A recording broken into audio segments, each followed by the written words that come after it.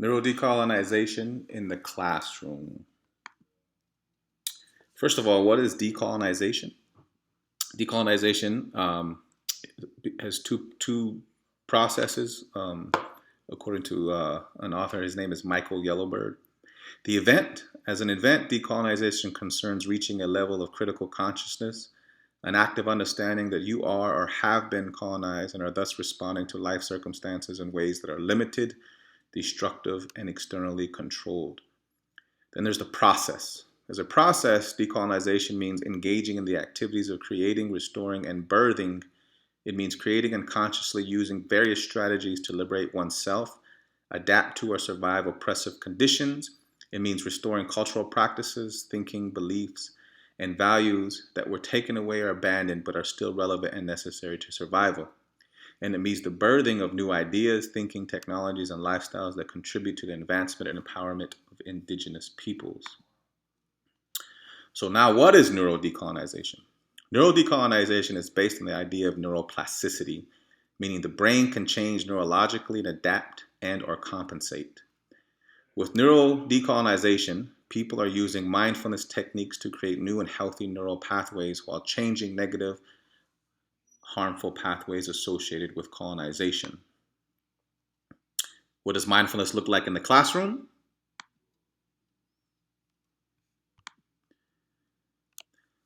So here's section one.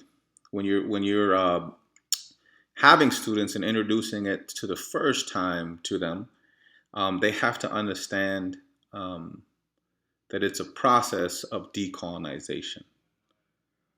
So today, here's the introduction. Today, I want us to learn something called mindfulness. Has anyone ever heard the word mindfulness? Mindfulness is noticing what is happening in the present moment. Mindfulness can help us learn to pay close attention to many things. It can also help us calm down when we are angry, sad, frustrated, or having any difficult emotion.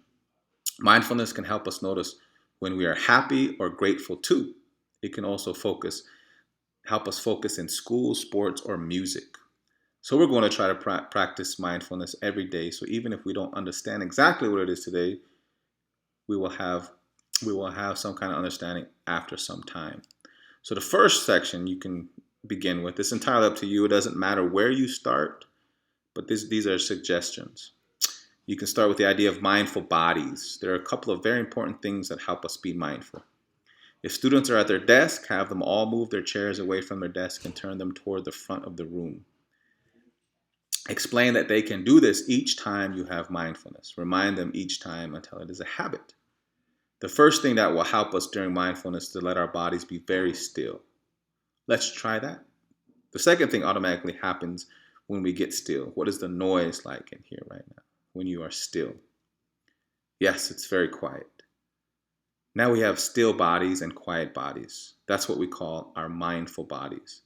Now let's close our eyes and just sit like that for 1 minute. You did a great job at your first practice of mindful body. Was this easy or hard? You can ask your students. We won't have to be this still and quiet all the time, but often I will remind you to get your mindful bodies on, and this is what you can do.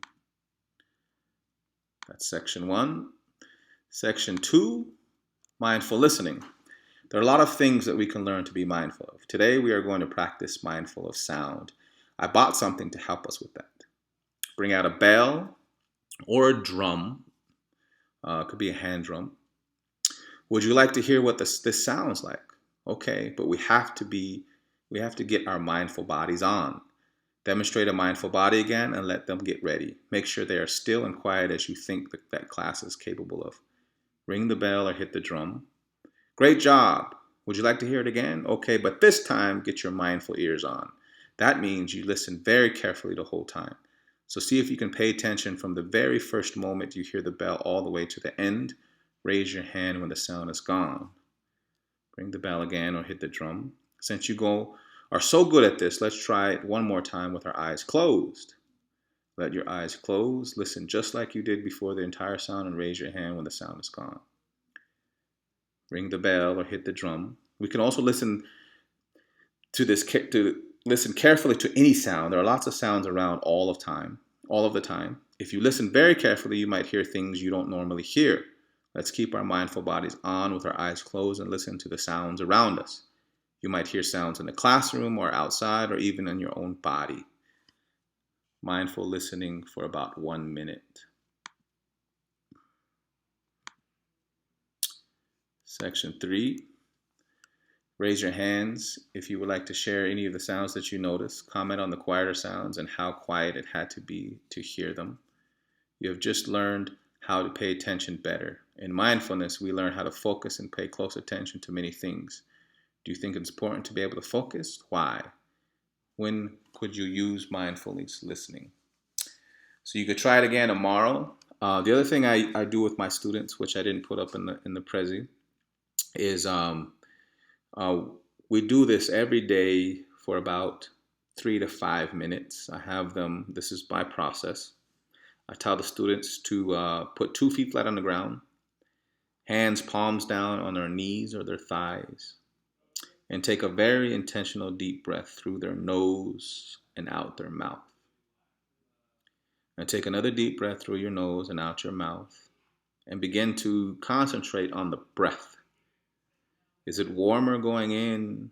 Is it cooler going in? Is it warmer coming out? Is it cooler coming out? And then they start. Then you tell them, I want you have them breathe and concentrate on their breath for a few breaths. And then you move down to the stomach, that they begin to utilize their stomach in breathing. They breathe. As they breathe in, their stomach should protrude out just a little bit, not forced. And as they exhale, it should come back down. It should be like a natural movement. And so any distractions, any sounds, any thoughts, any emotions, they notice it. They don't try to ignore it. They notice it. They recognize it. And then they move back to their breath. So it's kind of like a dance. You're moving between your breath and whatever emotion or thoughts you're having at the time. They don't judge it. For example, if they're feeling angry that day, that anger comes back, they notice it. They say, okay, I'm feeling anger. And then they come back to their breath. So that's the dance, sort of like a dance that they do. And when we finish, they take a deep breath, they open their eyes, they're ready to work. And so once again, whatever work is in front of them, I remind them of the process. Now your anchor is not just the breath.